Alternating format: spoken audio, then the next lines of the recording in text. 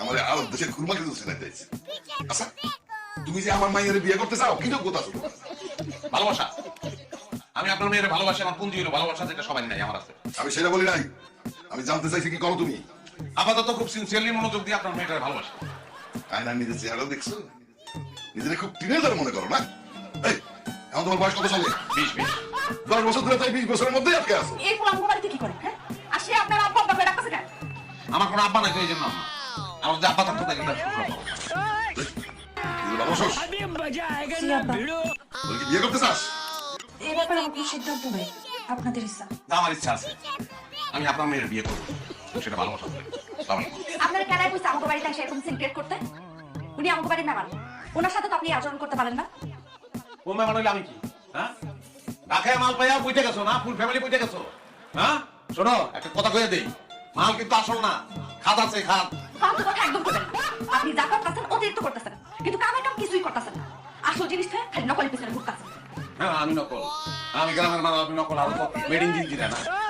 ও যদি পারে আমি পারি, ও পারে আমি কেন পারবো না? অবশ্যই পারবো। এই, লে যা, আমি ছেড়ে দিলাম, চালু হয়ে যা। হ্যাঁ, আমার জীবনটা নিয়ে চিনিমিনি খেলবো, আমি কিছুই করবো না, অত সোজা না। লাগলে জাল দিয়ে দেবো, ও বাড়ির গেটের সামনে লাশ হয়ে ঝুলে থাকবো, তবু ছাড়বো না তোমার। এখন কি করতে চাও তুমি? জি আপনার মেয়ের বিবাহ করতে চাই। বিয়ে করে খাওয়া বাকি আমি দিতে। এমন ভাবে কথাটা কইলেন, মনে হলো আপনার ভাই একটা রাক্ষস, হাতির পেটটা মন কেমন খাওয়ান খায়।